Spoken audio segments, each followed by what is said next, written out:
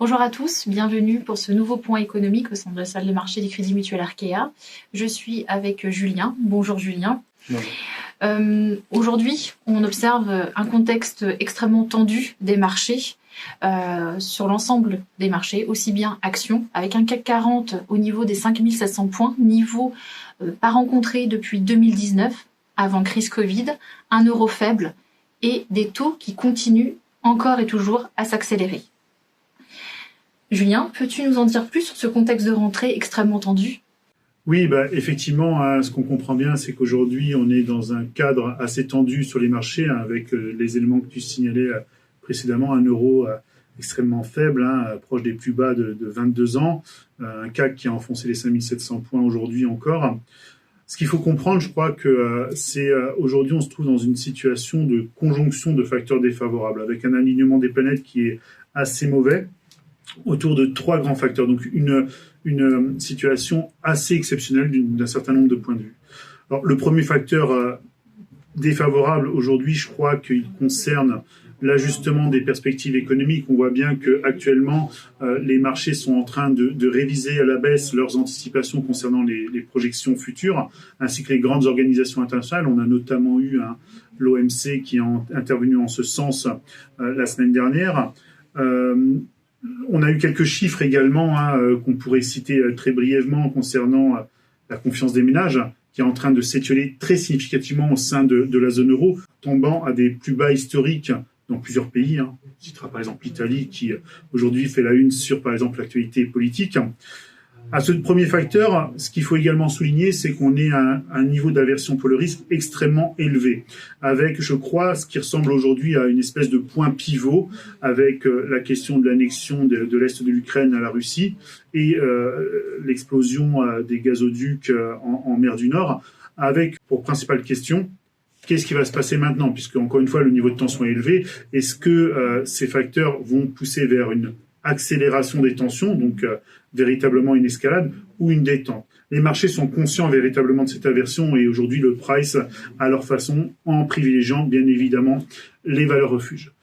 Ceci étant dit, et là c'est mon troisième facteur qui intervient, on se rend compte que ce n'est pas qu'une question d'aversion pour le risque, mais effectivement, le troisième facteur qui intervient, c'est celui du durcissement des conditions monétaires au niveau international. C'est pas juste une question européenne, une question américaine. On est sur un fonctionnement véritablement au niveau mondial. Et d'ailleurs, on le retrouve sur les principales classes d'actifs. Si vous regardez les principales classes d'actifs, toutes reculent. Vous allez avoir effectivement les marchés actions, ça c'est assez standard. Les marchés obligataires avec des hausses de taux de rendement très importantes, les plus importantes jamais enregistrées, par exemple en zone euro, depuis la création du bloc monétaire unique. Et puis, l'un des faits qui est marquant et qui montre bien que cet assèchement de liquidité a des conséquences, c'est le recul par exemple, de l'once d'or, qui aujourd'hui est une valeur refuge parmi les plus prisées et qui, malgré tout, s'inscrit en bear market aujourd'hui.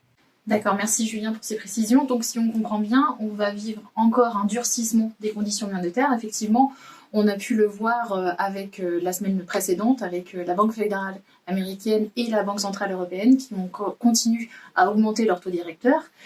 Concernant la Banque centrale européenne, on peut se poser la question, est-ce qu'elle va pouvoir véritablement mettre en place son plan de resserrement monétaire ?